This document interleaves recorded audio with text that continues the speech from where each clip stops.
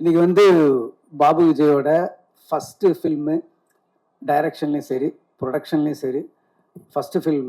என்னோட first film அப்போது நான் எப்படி ஒரு ஆர்வமாக இருந்தனோ, எவ்வளோ சந்தோஷமாக இருந்தனோ, அதே அளவுக்கு சந்தோஷமாக நான் இன்னைக்கு இருக்கேன். பாபு விஜய் வந்து எனக்கு ரொம்ப நெருக்கமானவர்.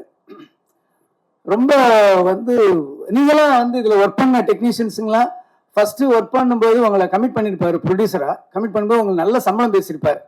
ஆனால் படம் முடியும் போது தான் தெரிஞ்சிருக்கும் உங்ககிட்ட வந்து 3 மடங்கு வேலை வாங்கியிருப்பார் எல்லார்கிட்டையும். ஏன்னா எனக்கு தெரியும் பாபு விஜய் எந்த மாதிரின்னு சொல்லி. ஒரே சுவாரஸ்யமான சம்பவத்தை சொல்லணும்னு நான் ஆசைப்படுறேன். இது வந்து சர்க்கார் டைமில் நடந்த ஒரு விஷயம். ஸோ சர்க்காரில் வந்து அந்த படம் முடிஞ்ச பிறகு ஒரு ஈவெண்ட் ஒன்று நடந்தது. அதில் வந்து இன்டர்வியூ வந்து அதில் இருந்த எல்லா ஆர்டிஸ்ட்டும் பண்ணிட்டு இருந்தோம். அதில் வந்து நான், ஹீரோயின், அப்புறம் வந்து பழக்கற்பியா சார் இருந்தார். ஸோ நாங்கள்லாம் வந்து ஒரு இன்டர்வியூ கொடுத்துருந்தோம்.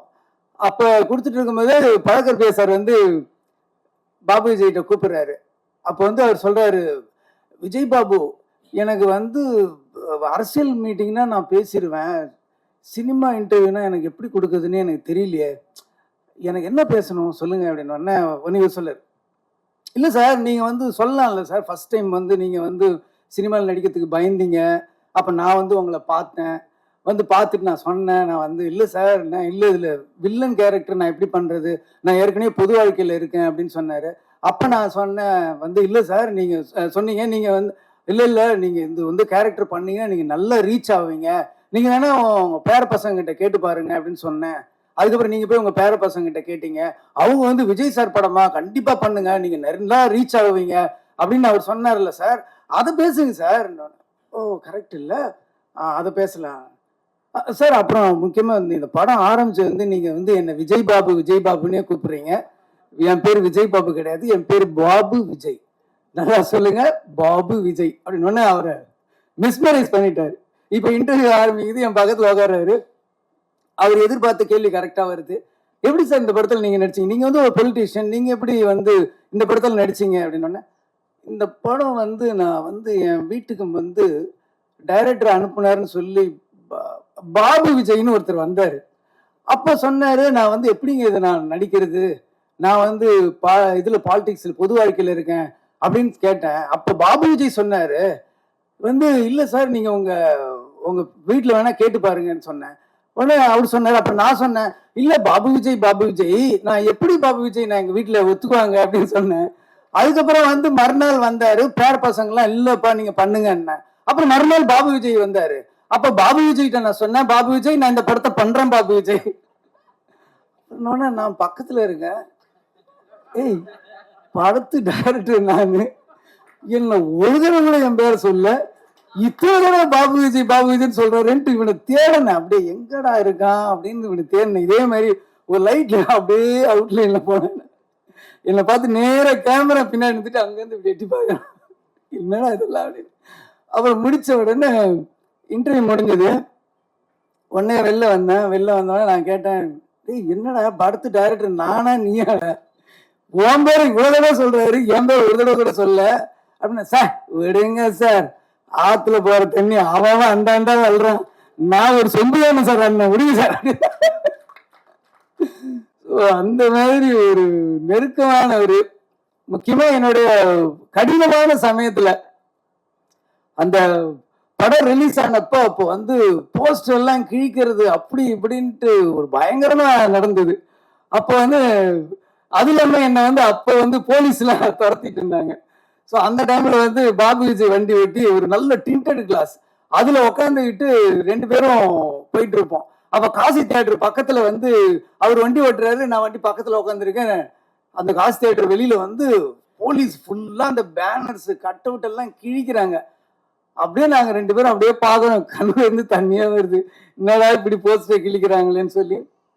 அந்த மாதிரி ஒரு கடினமான நேரத்திலையும் ஒரு ஹார்ட் டைம்லயும் எனக்கு வந்து பாபு விஜய் கூட இருந்திருக்காரு. இதுல என்ன ஒரு காமெடினா, இன்னைக்கு காலையில் நான் கேட்கிறேன், பாபு விஜய் என்ன பேசுறது அப்படின்னு. சார் அன்னைக்கு ஒரு இன்சிடென்ட் நடந்தது இல்லை அப்படின்னு சொல்லி இன்னைக்கு அதை மறுபடியும் என்ன பேச வச்சுட்டான் பார்த்தீங்களா. ஸோ அதுதான் பாபு விஜயோட டேலண்ட். ரொம்ப ஒரு சின்சியர் என்கிட்ட இருந்த உதவி இயக்குனர்கள் ஒரு 12 பேர் டைரக்டர் ஆயிருக்காங்க இது வரைக்கும், எல்லா லாங்குவேஜ்லயும் சேர்த்து. அதுல இன்னைக்கு வந்து பாபு விஜயோட ஒரு ஃபர்ஸ்ட் டே அப்படின்னும் போது எனக்கு வந்து ரொம்ப ஹாப்பியா இருக்கு. டெய்லி வந்து ஒரு 7:30 அந்த டைம்ல வந்து பாத்தீங்கன்னா ஷார்ப்பா நான் கீழே இறங்கும் போது வண்டியில் நின்றுட்டு இருப்பாரு. அப்படி வண்டியில சாஞ்சிட்டு நின்றுட்டு இருப்பாரு. ரொம்ப ஆச்சரியமா இருக்கும். சில அசிஸ்டன்ட் டைரக்டருங்க தான் வந்து நம்மளை சோம்பேறி ஆக்கிடுவாங்க. எப்படின்னா நம்ம உட்காந்து ரெடி பண்ணி வர்றதுக்குள்ள ரிஹர்சல் அது இது எல்லாம் ப்ராக்டிஸ் பண்ணி பக்காவா வந்து ஒரு தடவை ரிஹர்சல் பண்ணும்போது பார்த்துட்டு அப்படியே நம்ம டேக் போகலாம். அந்த அளவுக்கு என்னை வந்து சோம்பேறி ஆக்குனதுல பாபு விஜய்க்கு நிறைய பங்கு இருக்கு. அந்த அளவுக்கு ஒரு ஹார்ட் ஒர்க் பண்ணியிருக்காரு. ஃபர்ஸ்ட் டைம் வந்து டைரக்ஷன் அண்ட் ப்ரொடக்ஷன் பண்ணியிருக்காரு. இந்த படம் மிகப்பெரிய வெற்றி அடையணும். அதுக்காக நான் வந்து வாழ்த்துறது இல்லை, இறைவனை நான் வேண்டிக்கிறேன். கண்டிப்பா இந்த படம் பெரிய சக்சஸ் ஆகணும். அதுக்கப்புறம் அந்த படத்துல கதாநாயகன் ஜெய்க்கும் எனக்கும் ஒரு நல்ல ஒரு கனெக்ட் உண்டு. என்னோட ப்ரொடக்ஷன்ல ஃபர்ஸ்ட் படம் எங்கேயும் எப்போதுலையும் அவர் தான் ஹீரோவா பண்ணாரு. ஸோ ஒரு ஒரு லக்கு இருக்கு. அதே மாதிரி ராஜாராணி என்னோட ப்ரொடக்ஷன்ல 2வது படம் பண்ணாரு. ஸோ இது 3rd ஃபிலிம். ஒரு ஹாட்ரிக் வெற்றியை வந்து நீங்க வந்து என் அசோசியேஷன்ல நீங்க நடக்கணும் அப்படின்னு சொல்லி நான் வாழ்த்துறேன். ரொம்ப நல்ல ஆர்டிஸ்ட், அற்புதமான நல்ல டைமிங். அவரு சினிமாவை விட பர்சனலா நீங்க பேசி பார்த்தீங்கன்னா அந்த டைமிங் காமெடிலாம் ரொம்ப நல்லா பண்ணுவாரு. எங்கேயும் இப்போ ரிலீஸ் அப்போ நாங்க வந்து ஒரு டூர் தியேட்டர் விசிட் மாதிரி போனோம். அப்போ அவரோட சென்ஸ் ஆஃப் ஹியூமர் அந்த டைமிங் என்னை ரொம்ப ஆச்சரியப்படுத்துச்சு. ஜெய் சாருக்கும் இது வந்து ஒரு பெரிய வெற்றி படமா அமையணும்னு நான் வேண்டிக்கிறேன். அப்புறம் இந்த படத்தோட ஹீரோயின் மீனாட்சி வந்து இவங்க வந்து ஒரு கிளாசிக்கல் டான்சரு. எனக்கு இவங்களை முன்னாடி தெரியும், ரொம்ப முன்னாடி தெரியும்னா தெரியும் அவ்வளோதான். என் பொண்ணு வந்து இவங்க 2 பேரும் ஒரே டீச்சர்கிட்ட வந்து குரு கிட்ட வந்து கிளாசிக்கல் டான்ஸ் கற்றுக்கிறாங்க. என் பொண்ணு வந்து 10th படிக்கிற சின்ன பொண்ணு தான். ஸோ அந்த டைம்ல வந்து இவங்களை நான் பார்த்துருக்கேன். ஸோ அவங்களுக்கும் பாபு விஜய் வந்து சொன்னாப்ல இவங்க தான் அப்படின்னா, ஐயோ எனக்கு தெரியுமே அப்படின்னு ஸ்டில்லு காமிச்ச உடனே தான் எனக்கு தெரிஞ்சது. பட் அவங்க பேர் அப்புறம் தான் எனக்கு தெரிஞ்சது. ஸோ இந்த படத்தில் ரொம்ப நல்லா நடிச்சிருக்காங்க. சாங்ஸ்ல ரொம்ப நல்லா இருக்காங்க. நல்ல ஒரு அப்பியரன்ஸ் இருக்கு. ஸோ உங்களுக்கும் நல்ல ஒரு எதிர்காலம் தமிழ் சினிமா கிடைக்கணும்னு நான் கடவுளை வேண்டிக்கிறேன்.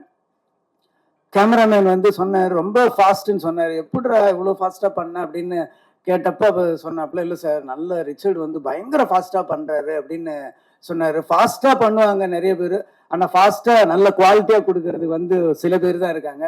நீங்கள் வந்து நல்ல குவாலிட்டி கொடுத்துருக்கீங்க. நல்ல ஒரு ப்ரொடக்ஷன் வேல்யூ வந்து செலவு பண்ணுற பணத்தை ஸ்க்ரீனில் காட்டுறது தான் வந்து ஒரு கேமராமேன் ஒரு கஷ்டமான வேலை. அது ரொம்ப காமிச்சிருக்கீங்க. நிறைய லொக்கேஷன்ஸ் போயிருக்கீங்க. கொடைக்கானல் போய் அவுடோரில் போய் அவ்வளோ ஃபாஸ்ட்டாக ஷூட் பண்ணதெல்லாம் ஒரு பெரிய விஷயம். ரொம்ப வாழ்த்துக்கள் சார் உங்களுக்கும். எடிட்டரும் ரொம்ப நல்லா பண்ணியிருக்காரு. மியூசிக் வந்து ரொம்ப நல்லா இருந்தது. பர்டிகுலராக அந்த வீழ்வேன் என்று நினைத்தாயோ நான் அந்த ஒரு வைப் வந்து சூப்பராக இருந்தது. கேட்கும்போதே ரொம்ப நல்லா இருந்தது. சாங்ஸும் விஷுவல்ஸ் எல்லாமே ரொம்ப நல்லா இருந்தது. ஸோ நிறைய தடைகளுக்கு அப்புறம் நிறைய போராட்டங்களுக்கு அப்புறமும் இந்த படத்தை வந்து பாபு விஜய் முன்னாடி கொண்டு வந்து சமர்ச்சிருக்கிறாரு. ஸோ இந்த படத்தை வந்து தியேட்டரில் பார்த்து, குறிப்பாக பத்திரிகை நண்பர்கள், தொலைக்காட்சி நண்பர்கள், யூடியூபர்ஸ் எல்லாமே இந்த படத்துக்கு நல்ல ஒரு ஆதரவு கொடுங்க. பாபு விஜய் டைரக்டராகவும் ப்ரொடியூசராகவும் ஜெயிக்கணும்னு சொல்லி நான் வாழ்த்தி இறைவனை வேண்டுகிறேன். நன்றி, வணக்கம்.